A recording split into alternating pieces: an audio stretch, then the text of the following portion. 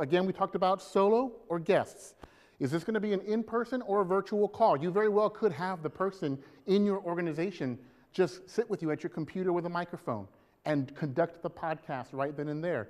If you want to talk, let's say you're a chapter of a larger organization, you may want to interview people at other chapters, maybe at the headquarters. All of that can be done virtually. Again, you can do a live show or an edited. And one of the things we want to really talk about also is the frequency. I think a lot of people get really excited about, hey, I'm going to do this podcast. It's like a radio show, and I'm going to be all over the world. It's going to be on the internet. They get really excited. They want to do one every day. And then they realize, I can't. I have to set up some type of editorial calendar, much like you would with blogging, much like you would with posting on Facebook or Twitter. Podcasting is no different. You want to set up that editorial calendar to define, on this day, at this time, we are going to release a podcast, whether it's edited or live. In an example, like what I do, we go live at 10 p.m. every Tuesday and every Thursday. That is set in stone. We're hitting year 4 for what I'm doing, and we've got a great track record. People know that at this time, on this day, they're going to hear our show.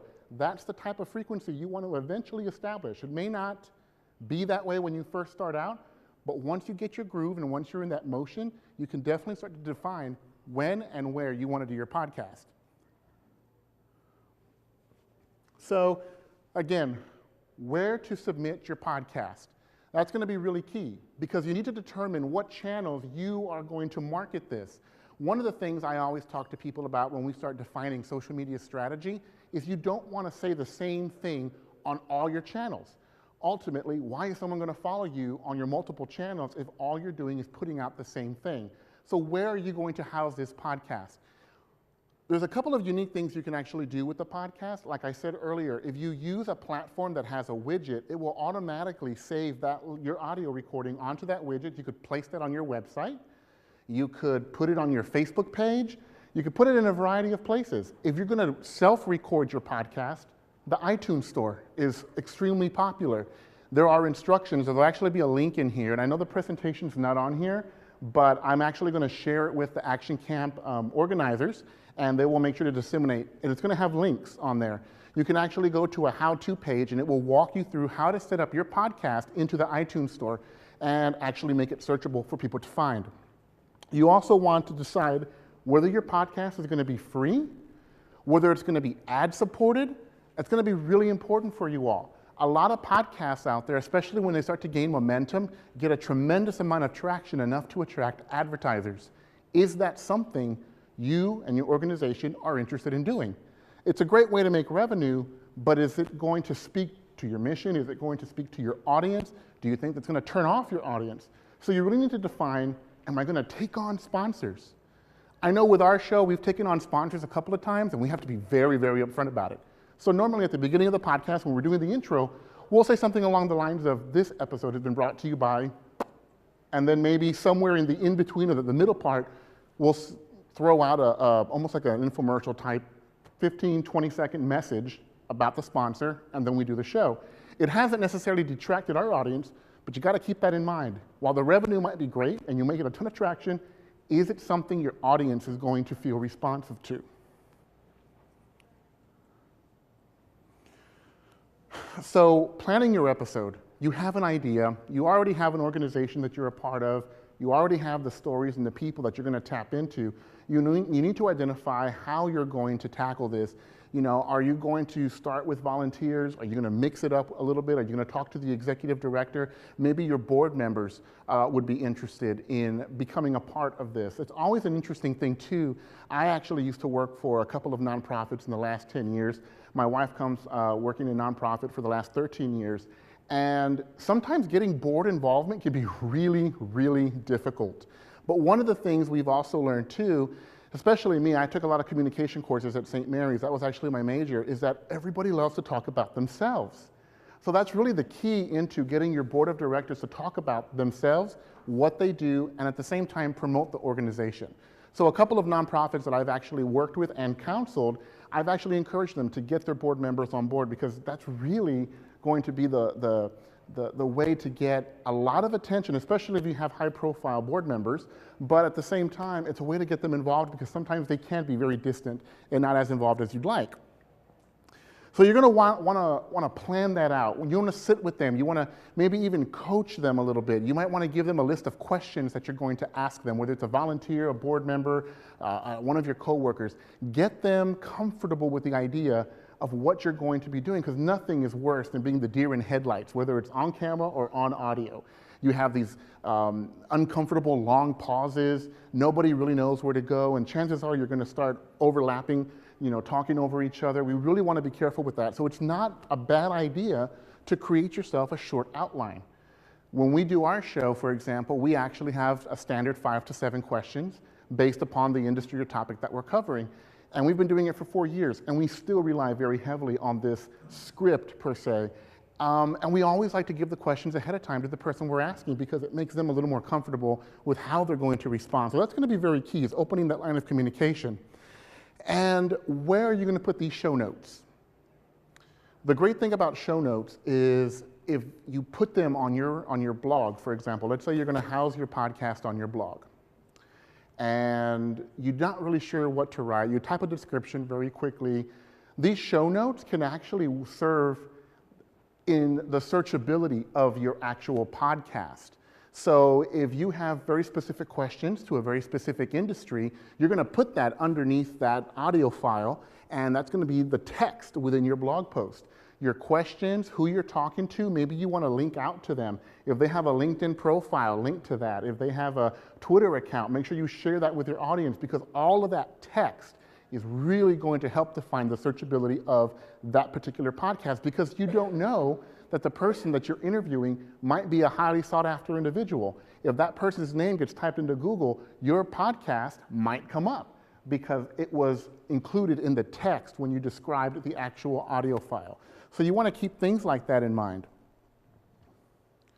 Where to record your podcast? I can tell you right now, a room like this probably would not suffice, because as you can hear, there's a little bit of an echo. Even in smaller rooms that don't have a lot of stuff in it can tend to echo. I do it in my own home, carpet, I have stuff on the walls, it's my bedroom, and I don't get a lot of echo. I get great sound out of that. If you're doing it in your office and you feel that there is a lot of echo, this is going to sound really strange, throw a blanket over your head. I've had to do that in the past. It actually prevents the sound from bouncing off all over the place. And it's a cheap way to get it done, but it works and it's effective. So you really want to consider the space that you're recording your actual podcast in, because the echo and any kind of outside sounds will be picked up. Where we work downtown, for example, there's always either a fire truck or a delivery truck or somebody honking. And so it makes it really hard to do a podcast, because those background sounds may be picked up in the audio. So we try to pick the perfect times to actually record in-house audio. And sometimes we get lucky, sometimes, 10 minutes in we have to stop, re-record, or start over from the beginning. So it can be extremely frustrating. So always keep that in mind of where you're actually going to be. And you want to also keep track of sounds that you think may not be picked up. If you're recording from your laptop or you're recording from a desktop computer, you'd be surprised. Keyboard strokes can get picked up. Mouse clicks, your email dinging can also be picked up on the audio. So if you're recording a podcast, you want it to try to be as clear quality as possible, because it's really going to be a testament to the care and the professionalism you took to actually create the audio piece. So while you're recording, one of the things we had to remind you is to be yourself. Don't try to be, the news anchor. Don't try to be, the sportscaster, depending on how energetic you're going to be. Just be yourself. As if you were talking and telling your story to somebody standing right in front of you. One of the things that I kind of have a tendency, and I guess now I'm pointing it out now, but I use my hands a lot.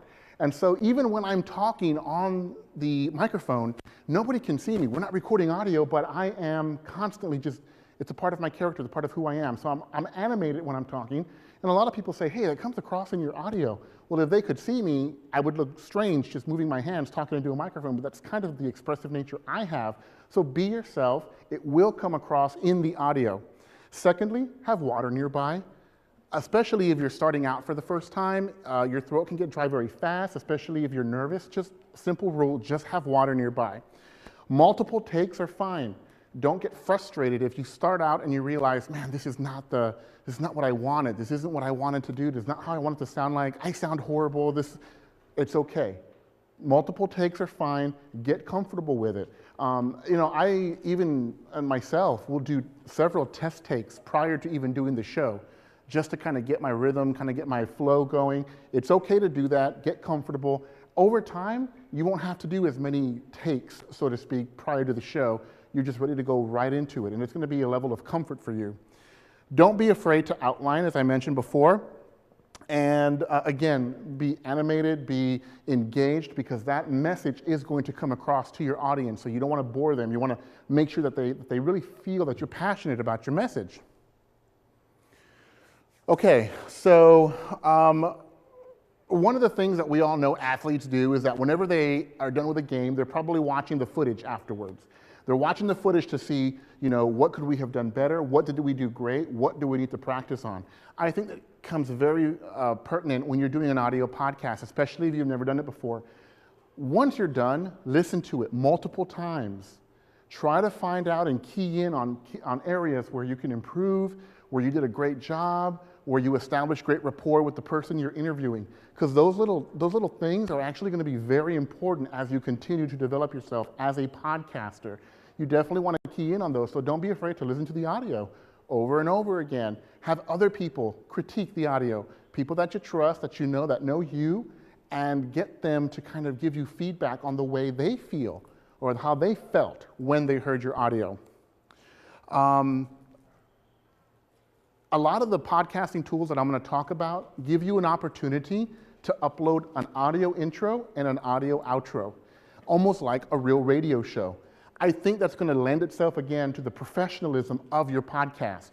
We're going to talk a little bit about places to get some free audio that is royalty free. It's stuff that's out there for you all to use, but I think it's going to be very important in establishing the type of podcast that you want people to think it is. It's very professional, it's very high quality. People are going to think it took a lot of time to make, but we all know that once we get into this, you're going to realize, wow, this was really easy, and I have an amazing sounding podcast. So we're going to talk a little bit about that as well. Let's see. Okay, let's jump into the hardware for starters. There are several external microphones you could buy. I actually have one that I highly recommend as an external. You don't have to make this purchase. It's just one I love. It's called the Yeti microphone, Y-E-T-I, and it's actually made by Blue Mic. That's one that I use that I recommend to a lot of other people as well. But your laptop microphone, as long as you're in a quiet environment, will work just fine. If you have another smaller microphone or another type of microphone connected to your PC, that will probably work just as fine too. So just make sure that whatever you have can record a clean audio file. Run some tests, like I said. Turn it on, hit record, just say something, and then listen back to it. Is it crackling? Is it fuzzy? Do you need to clean it up a little bit? It may depend on the type of microphone you're using. You can also use a digital recorder. I know when I worked as a journalist for a year or two, it was actually really easy just to kind of click record and just use that. A lot of them nowadays will actually allow you to connect to the computer and output an MP3 file. So that's also doable as well. Headphones, get some headphones to listen to the audio, because when you play back the audio in an office or in an open area, you may not hear some of the minutia of how the audio sounds. So you definitely want some headphones. And some of the things that you might also consider investing in down the line are pop filters. They're like $10, $15. Some of them you can find even less. And it basically is just a little screen that goes in front of your microphone to control the pops. When you say certain vowels or certain consonants, it's not going to spike the audio. So those are little things that you might want to consider. I got a question. Whenever interviewing guests, do you find it better sound quality? Should you use two mics, or can the one with the polar pattern work fine? The Yeti has those different options, right? Yes, so like the Yeti has like a bidirectional. So you can set it up straight and it'll record from both sides. It has, it also will record one side. It also record, I think, omnidirectional. Those are great if you understand it, but like I said, I don't necessarily encourage people to go out and bank the investment if obviously money is tight or they can't make it. There's obviously other resources that they can use, but I think like a Yeti microphone is a good investment for the quality, and I think if you're working with guests, one microphone is great, two if you need it. Most of the guests that we talk to, we normally do via Skype. Okay. And so Skype is a great tool, and it has clean audio, and we have a program that records as we're speaking into the mic. So Skype actually does a lot of self-cleaning itself when you produce an audio file. Now, some of the software out there, I just mentioned Skype. I don't know how many of you are familiar with Skype, but Skype does it's a great communication tool just in general, but it also lends itself to being a great interview tool. There's a couple of third-party tools that can attach to Skype that will allow you to record. You can even, if you wanted to do a video chat, you could. But Skype is one tool. We can also, again, use just the regular recording option on our microphone, on our laptops and computers. That also works as well. One of the things I want you to be very careful of is investing in this, hundreds and hundreds, and at some level even thousands of dollars on software that once you get it, it's great, but then you have this severe learning curve of trying to figure out what all these options are and all these buttons and what do they do, and I just need one button to press record and output a file. So we want to be very careful with what software we're using. Blog Talk Radio is a really great option. It's free to sign up for. And when you sign up for Blog Talk Radio, the only catch is that you can't do any shows in between the time of, I want to say it's like 8 a.m. to 10 p.m. That's considered their prime time. So if you pay premium level, you can lock in a time in there. So it'll have to be a show that you do before 8 or a show you do after 8. Now, Blog Talk Radio does two things. You can do a live show where you call in, your guest calls in, and when you go to blogtalkradio.com, there's a virtual switchboard to mute them and unmute them. You can play audio files if you wanted intro, outro, if you wanted bumper music at some level. You can actually control all of that through your virtual switchboard. It's very user-friendly, very engaging, very interactive, very easy to follow. If you did not want to do a live show, you could still record audio in your office and just upload it to Blog Talk Radio. You would still set a time before 8 or after 10 if you're not a premium subscriber, but once your audio is uploaded, you can actually set it to autoplay. So then you can walk away and you know that at 7:30 in the morning, without even touching a computer, your audio file is going to play. Or if it's going to be an evening one, it's going to automatically play without you physically having to go in at 7:30 and hit play. You can basically automate, and that's really, really going to be important. Now, when you output your audio file, the big question is, I want to take out the pauses. I want to take out the ums and the ahs, and what do I do? What do I use for that? There's two pieces of software that you can use, and they're both free. One of them is both PC and Mac friendly. It's called Audacity. I actually use Audacity a lot, even in my professional job, because it's such a simple user interface.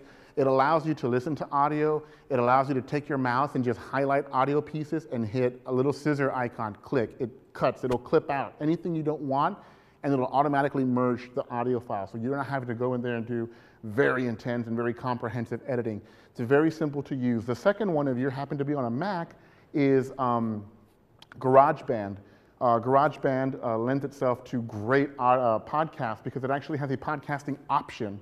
And so it allows you to throw in music, it allows you to fade in, fade out certain audio. You can also, when you drop in your audio file, you can separate male and female voices, and you can actually adjust the male tones and the female tones. It gives you a lot more options, maybe a little more complicated than Audacity, but if you're interested in kind of playing around and seeing what you can do with it, if you have a Mac as well, GarageBand's also a very interesting tool to use.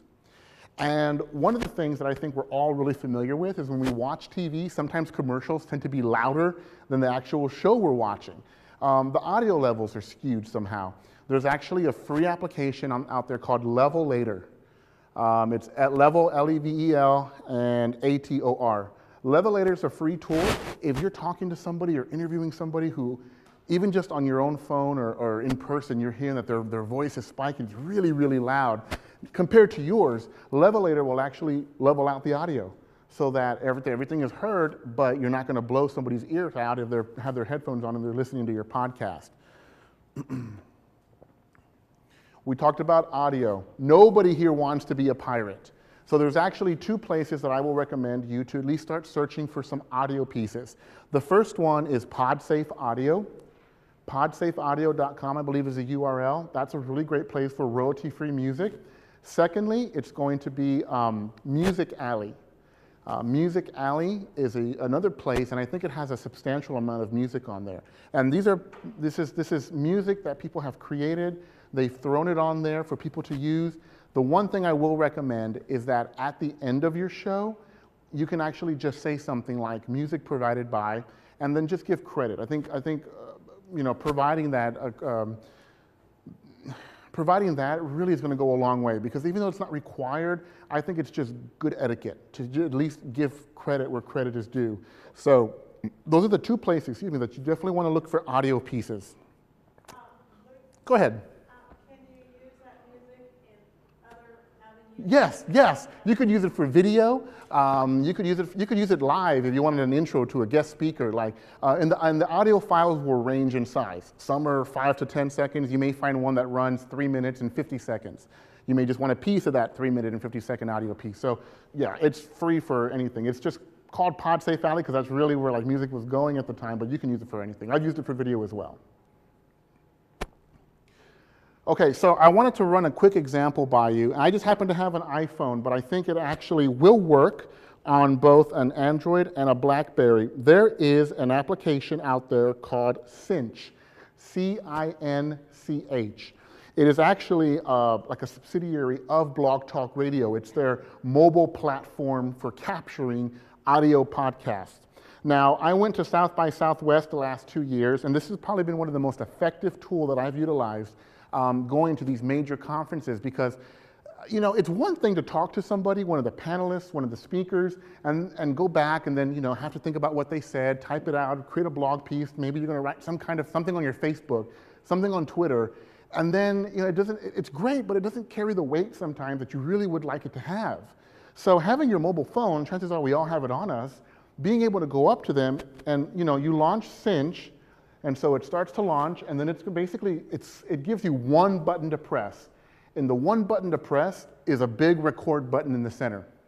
And so all you're doing is saying, you know, here it is, this is an example. It's a big quote box, and it has a record button on it.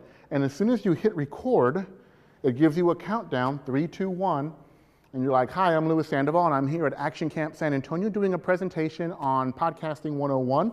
And, you know, it seems to be a pretty good crowd here. Everyone seems to be getting a lot out of it. Really excited to be a part of this, and hope everybody has a great day. What do you think about it? Then you pass it to somebody else, let them talk a little bit about it. So did you present today? Maybe they did. Maybe they didn't. Where did you come from? Who's your organization? What's your message? So you're going back and forth with this. It's recording everything I'm saying right now. You pause it, and then it gives you the option to publish. Once you've published it, you can actually, on the back end of this application, under settings in here, you can connect your Facebook, you can connect Twitter, and you just hit publish, put it away. In the background, it's going to be publishing your audio file, and it's going to automatically post to your Twitter and your Facebook page, and you're done. That's it. I mean, that is as simple as podcasting can get. And so we've been able to capture a lot of really great impromptu discussions and interviews on the fly with something as simple as this. Yes, ma'am. I have a question. Let's say you're interviewing somebody in an event. Sure. I know that the question was brought up before with photography, video footage, about obtaining consent. And so obviously somebody verbally consents by giving you their Sure. feedback, but later says, well, I didn't know it was being published, or I don't want that to go online. What's the process? Do you usually beforehand obtain written consent or verbal, or how does that work? Okay, and I'm just going to speak purely to my experience, and then I'll share with you some other experiences that I've noticed with people that I've worked with and then other organizations I've spoken to. When you talk to this individual, when you're going up to them to say, hey, I'd love to capture some audio, is that going to be okay with you? You know, that's going to be the first verbal consent, okay? That's what you go by. You post it. They may come back and say, you know what, I didn't like the way I sound. It didn't represent me well. Take it down. Well, then it's your duty to take it down. In my case, I've never come across that, But I've also made it a habit to also say, hi, I'm so-and-so, and is it okay if I do an interview with you? Yeah, go ahead. What do you want to ask me? Oh, great. So you just presented today. I always try to capture it again a second time to let people know that I'm here live and I'm talking to so-and-so. Is it okay if I ask you a couple of questions? Yeah, go ahead. Sure it is. Now you've got an audio confirmation. And so that's... That app, even though it streams live, does it save it in some kind of library that you can just keep it as archived? Yes. Cinch actually has a website, because it's attached to a website too. And whenever you publish to Twitter and to Facebook, it will automatically publish to its system as well. It's a free account. You basically go to cinch.fm, set up your account, and then download the application. So when you go to the website of things, you can actually listen to the audio. People can comment on the audio as well, much like any other social network, but you can also have an archive of everything that you've done. Cinch.fm also allows you to take the code and put a widget on your website, for example. So on the right-hand side, if you have space to just drop in a small Cinch widget, it can keep track of the latest number of interviews you've done. It could be 5, it could be 3. You can designate how many you want to keep on file accessible. Can you explain that widget process again? Okay, I guess that's a really good question. A widget. Okay, so a lot of you surfing the internet may have seen something like a graphic on a website that we call, when it's just a graphic, it's a badge. So it may say something like, I attended this conference, or this site has been ranked top 100 in Ad Age, or maybe even as a nonprofit, you may say, winner of such and such grant or contest or what have you. It's a graphic, we call them a badge. When it's an interactive piece, or whether it's an audio, maybe it's like a Facebook. Maybe you've seen the little Facebook site on websites where you see all the little faces and you see how many friends, how many people are following. That's called a widget because it's interactive. And so basically, a lot of these platforms have systems set up that allow you to export this little window that typically goes into a sidebar, and it will automatically update because it's tied directly to your account. So much like Cinch.fm, when you record an audio piece, it knows to go to Facebook and Twitter, but it also knows to update your, little widget box on your website. So if people are going to be searching your website, they can get it there as well.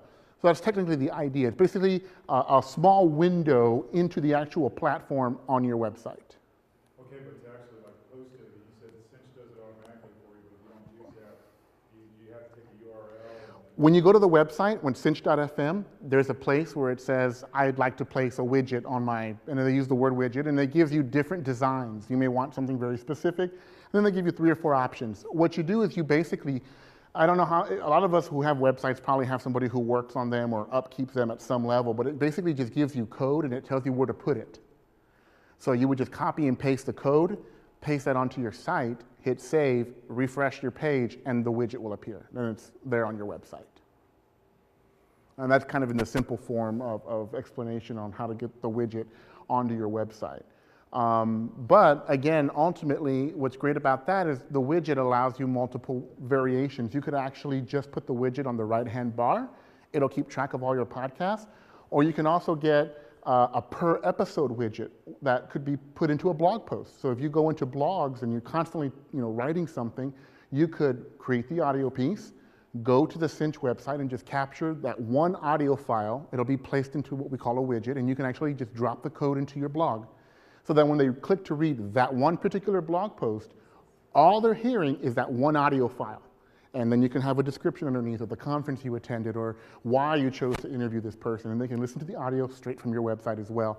Just that one audio piece without the entire archive that you would see on the homepage. So it does allow for some flexibility. Do we have any other questions? Because I really want to make sure I speak to what you all are doing as well. I'm just wondering, I don't know enough about podcasting, Mm-hmm. but my hopes were to use it as an internal communications tool. Mm-hmm. So do some of these platforms or sites that you mentioned, do they allow you to restrict access or maybe not make it public where not everybody can hear these podcasts or recordings? So what I would recommend if you wanted to keep everything internal is I would recommend that you record these podcasts on your laptop or computer just internally. And then what will happen is you'll have an audio file that you'll just upload to your own internal server. And if you have somebody who works on your website, they'll know that to upload it and make it accessible.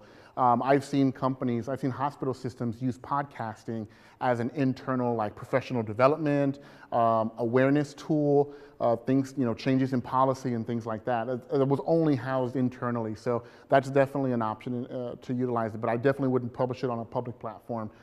Even though you market as private, you never want that to be put out there, so I would definitely recommend you put it on your own internal server.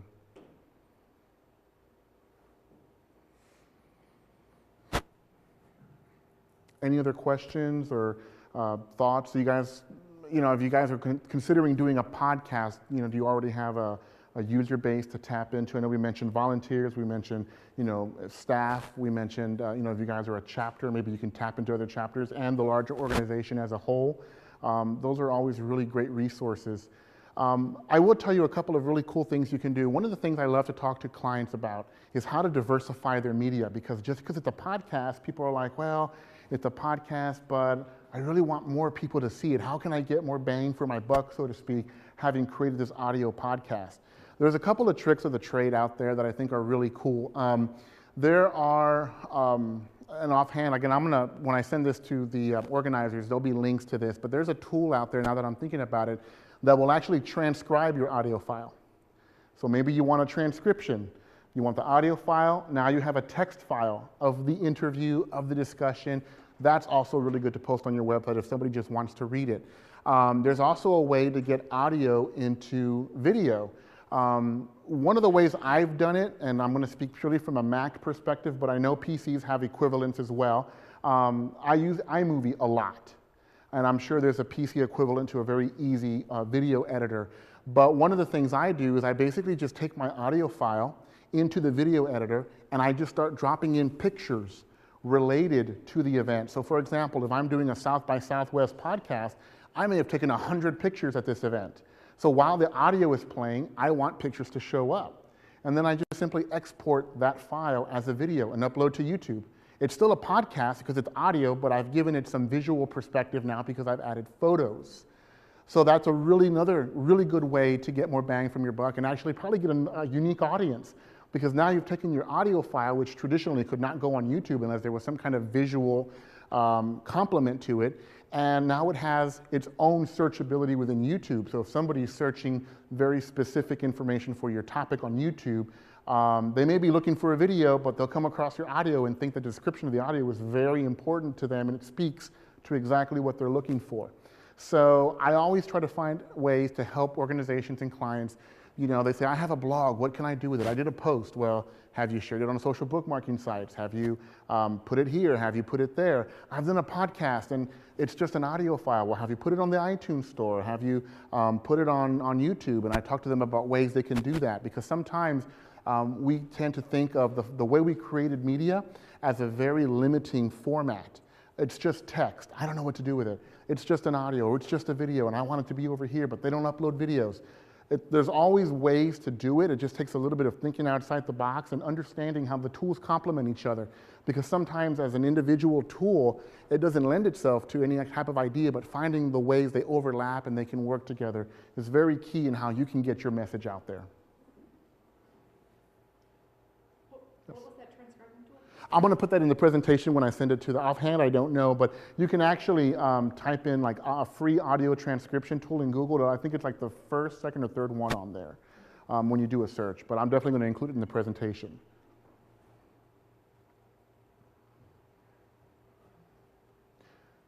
Any other questions or thoughts? Sometimes a lot of organizations out there can be kind of locked down with the type of media that's created. There's this idea of wanting to control as much as possible, which is totally understandable. But one of the things we want to always kind of talk to when we're talking to people who are making the decisions of whether we do this or not, or you may be that person yourself, is that the media that you create is just simply another marketing tool. It's a way to get your message out. And the new media and the content you create should never stand separate from your traditional marketing avenues. You always want to make sure that there's some kind of cohesive relationship between them, because you don't want to confuse your public. You don't want people hearing two different messages, but that they're in line with one another. So you definitely don't keep them separate. Always find out, if there's a traditional marketing person in your organization, or maybe you do it all. Make sure that the message is kind of, it goes together and fits and speaks to the organization and what you all are doing, because I think it's very important. I've seen too many diverging paths because everybody wants to do something different on Twitter and different on Facebook and different here, and the message says this and the message says this, and then it gets really convoluted. So you want to make sure that you bring everything home and that it speaks to the marketing plan that you all have already put together and the strategies you're putting into place.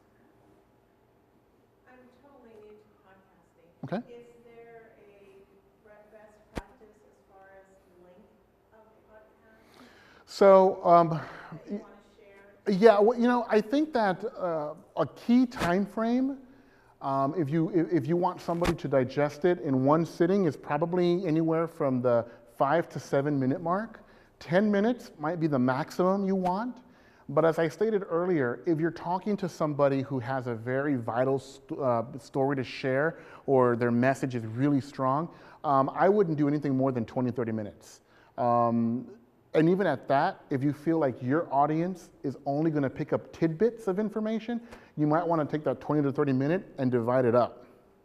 So now you have 3 audio files to your 1, and now you have content for the next couple of weeks, and you don't have to worry about going back and finding more people to call. So it might be wise from a time perspective to just get everything all at once, and then use a free tool just to chop up at a breaking point, and then just put out multiple audio files. Like GarageBand? Sure, or Audacity, or whatever you choose to use. Just chop it up, and then you output 3 audio files. And when you put it out there, you post it, you may want to put in like part 1 of our interview, part 2 discussing, and just let them know what they're going to get, because what's really interesting about that is they may not want to listen to part 1 where they talk about their dog, but they want to hear about their children, which is part 2. And they might want to hear part 3, which may be about their parents. So you put a description, and people will choose what they're going to consume. Yes? Maybe speak, or do you handle accessibility? So I'm thinking about that transcription of your audio file for hearing impaired communities. And Sure. how do you merge those together? Do you just provide a link? Providing a link is probably going to be your best way. Unfortunately, in the digital space with the content creation, there isn't there is a lot of progress in the space, but in terms of where traditional media has already made these huge leaps on how to connect with individuals who have accessibility issues, digital media is still working in that space. So there is movement to that direction, but I think right now links and doing as much as you can. I know, like whenever I post images or audio, whatever, I always put alt tags.